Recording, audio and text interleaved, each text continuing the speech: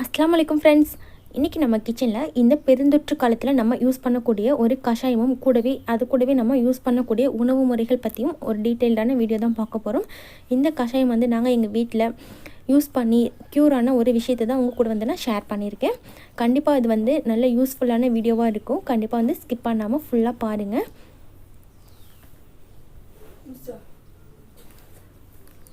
இது வரைக்கும் தமிழ் ஃபன் சேனலை சப்ஸ்கிரைப் பண்ணாத நண்பர்கள் சப்ஸ்கிரைப் பண்ணிக்கோங்க. அப்படியே பக்கத்தில் இருக்கிற பெல் ஐக்கானை கிளிக் பண்ணிவிட்டு ஆல் அப்படிங்கிற ஆப்ஷனையும் கிளிக் பண்ணிக்கோங்க. அப்போ தான் நாங்கள் போகிற நியூ அப்டேட்ஸ் டெய்லி உங்களுக்கு உடனுக்குடன் நோட்டிஃபிகேஷன்ஸ் தான் வரும். கஷாயம் பண்ணுறதுக்கு ஃபஸ்ட்டு நம்ம தேவையான பொருட்கள் என்னென்னு பார்த்துக்கலாம். இப்போ இன்றைக்கி நம்ம எடுத்திருக்க அளவு வந்து பார்த்திங்கன்னா ஒரு வேளைக்கு ஒரு ஆள் குடிக்கக்கூடிய அந்த அளவு தான் எடுத்திருக்கோம். நம்ம சரியான அளவு கஷாயம் யூஸ் பண்ணும்போது தான் வந்து நல்லா க்யூர் ஆகும் உங்களுக்கு. அதுக்கு வந்து ஒரே ஒரு ஓமவல்லி இலை எடுத்துக்கோங்க. ஒரு பிஞ்ச் அளவுக்கு மஞ்சள் தூள் எடுத்துக்கோங்க.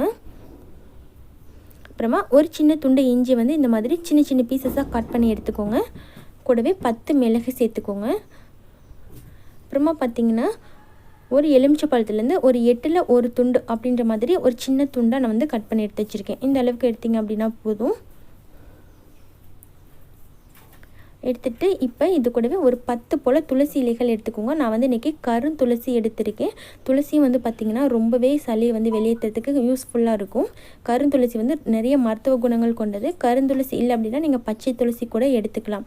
நான் வந்து 10 இலைகள் எடுத்திருக்கேன். ஒருவேளை உங்ககிட்ட தூதுவளை இலை இருந்துச்சு அப்படின்னா நீங்கள் அதில் ஒரு 5 இலை எடுத்துகிட்டு துளசி இலையில் ஒரு 5 இலை எடுத்துக்கலாம். 2 வந்து ஈக்குவலாக நீங்கள் வந்து ஈக்குவல் பண்ணி எடுத்துக்கலாம். நான் வந்து தூதுவளை இல்லை அப்படின்றதுனால துளசி இலைகள் வந்து 10 போல் எடுத்திருக்கேங்க. இப்போ இந்த பொருட்கள் வச்சு தான் நம்ம கஷாயம் ப்ரிப்பேர் பண்ண போகிறோம். இந்த கஷாயம் பார்த்திங்கன்னா நம்ம சளி இருமல் பிரச்சனை இருக்கிற டைமில் வந்து பார்த்திங்கன்னா ஒரு நாளைக்கு 2 வேளை குடிக்கணுங்க. காலையிலையும் மாலையிலையும் குடிக்கணும். உணவுக்கு பின்னு தான் குடிக்கணும். வெறும் வயிற்றில் வந்து இதை வந்து நம்ம குடிக்கக்கூடாது. காலையில் உணவு சாப்பிட்டதுக்கு அப்புறமாவும் அதே டைமில் நம்ம ஈவினிங் டைம்லேயும் குடிக்கணும். இப்போ ஒரு பாத்திரத்தில் 1 கிளாஸ் அளவுக்கு தண்ணி சேர்த்துக்கோங்க.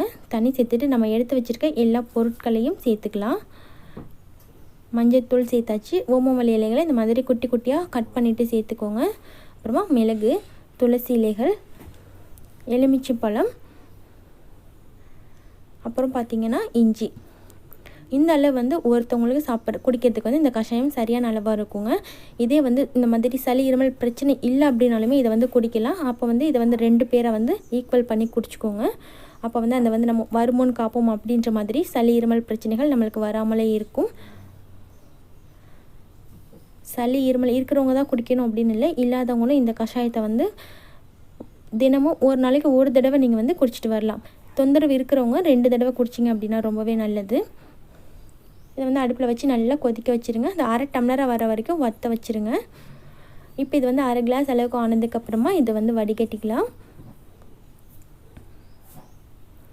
சிம்மில் வச்சு நல்லா கொதிக்க விடுங்க. அப்போ தான் வந்து நல்லா அந்த மருத்துவ குணங்கள் எல்லாம் இறங்கி நல்லா அந்த கஷாயம் ரெடியாகும்.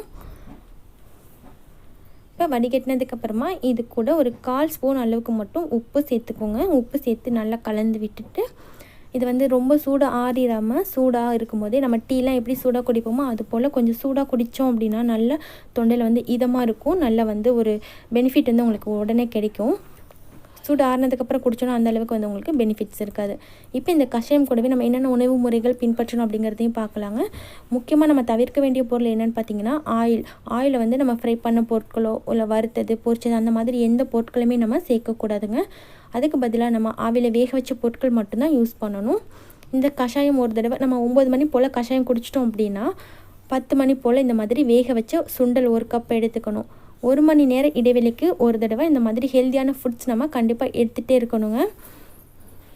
அப்போ தான் வந்து அந்த கஷாயம் கூடவே இந்த நோய் எதிர்ப்பு சக்தியை அதிகரித்து நம்மளுக்கு சீக்கிரமாக க்யூர் ஆகிறதுக்கு யூஸ்ஃபுல்லாக இருக்கும். இப்போ 10 மணி போல் நம்ம சுண்டல் சாப்பிட்டோம் அப்படின்னா 11 மணி போல் இந்த மாதிரி வேக வச்ச முட்டை சேர்த்துக்கணும். அப்புறமா ஒரு மணி நேரம் கழித்து நம்ம வந்து முருங்கைக்கீரை சூப் எடுத்துக்கணும். கண்டிப்பாக இந்த உணவு முறையை நம்ம ஃபாலோ பண்ணிகிட்டே இருக்கணுங்க. ஒரு 10 நாளைக்குனாச்சும் நம்ம இந்த தொடர்ந்து இந்த உணவு முறையை வந்து ஃபாலோ பண்ணணும்.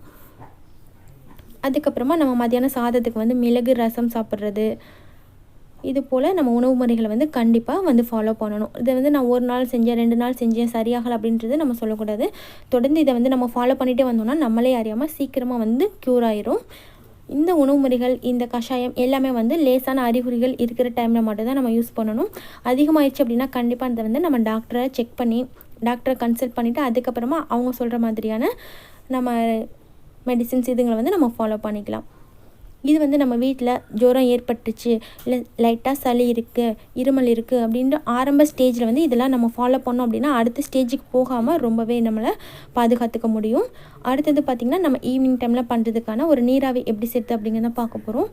அதுக்கும் இந்த நம்ம கஷாயத்துக்கு யூஸ் பண்ண எல்லா பொருட்களையுமே நம்ம யூஸ் பண்ணிக்கலாங்க. என்ன நம்ம கஷாயமாக நம்ம யூஸ் பண்ணும்போது சரியான அளவு வந்து யூஸ் பண்ணுவோம்.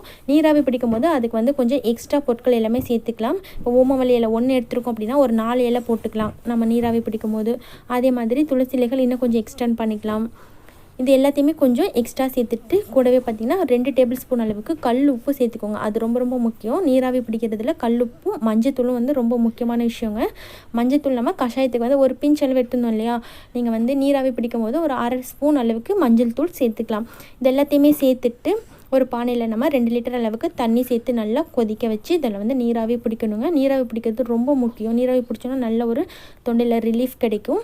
கண்டிப்பாக இந்த மெத்தட் எல்லாமே நீங்கள் ஃபாலோ பண்ணி பாருங்கள். இது வந்து நாங்கள் வீட்டில் யூஸ் பண்ணி க்யூரான ஒரு விஷயம் தான் உங்கள் கூட ஷேர் பண்ணியிருந்தேன். இந்த மாதிரி நீங்களும் செஞ்சு பாருங்கள். இந்த வீடியோ உங்களுக்கு பிடிச்சிருந்துச்சுன்னா லைக் பண்ணிவிட்டு உங்கள் ஃப்ரெண்ட்ஸ் கூட ஷேர் பண்ணிக்கோங்க. தேங்க்யூ.